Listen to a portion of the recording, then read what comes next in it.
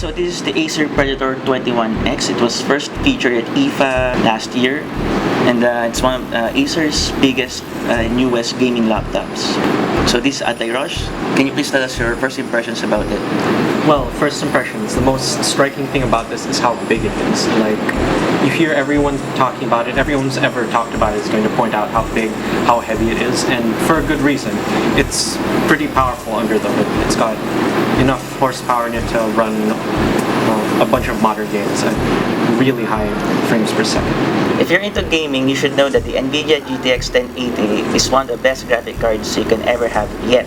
And this thing has two GTX 1080 cards. Talk about overkill. It also features 5 cooling fans, a mechanical keyboard with Cherry MX switches, and it weighs at 8 kilograms. You'll probably notice here at the back, it's got lighting. There's a program here where you can even change the color of lighting. Like, if you don't like yellow, you could change it to green or blue or pink even, or white if you're boring. Here we have the power bricks right here. Like, I don't know if you can see this, but hold on, let me get my phone. Here's a comparison. Here's my phone to one of the power bricks, and there are 2 of these, and you need both of them running so you can charge it.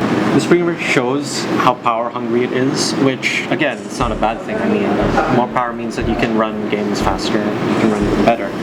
One of the coolest things about this, like one of the most tactile sensations here, well, aside from the mechanical keyboard, is it's the numpad and the touchpad. And whenever you want, you can just slide it in, use it as a keypad, and when you want to switch to gaming mode, just flip it over, plug your own mouse in.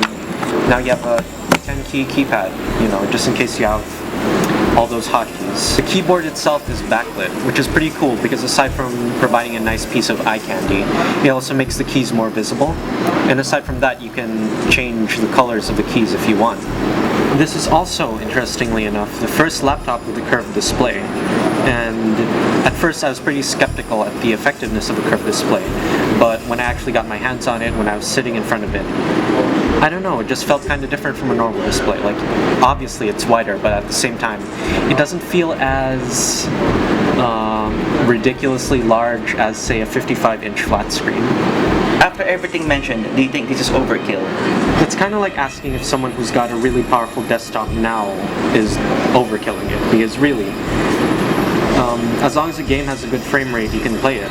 So it really depends on your point of view. Like, for me, I think it's a bit of overkill, but at the same time, I can understand someone who'd want to have something like this in their house. I mean, I definitely want it. How many people do you think are gonna buy this?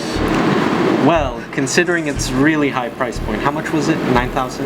9,000 US dollars. Yeah, 9,000 US dollars. That's going to set you back a lot. Like, you might as well get another mortgage on your home, maybe a loan from the bank. So, like, instead of buying a car, you buy this thing.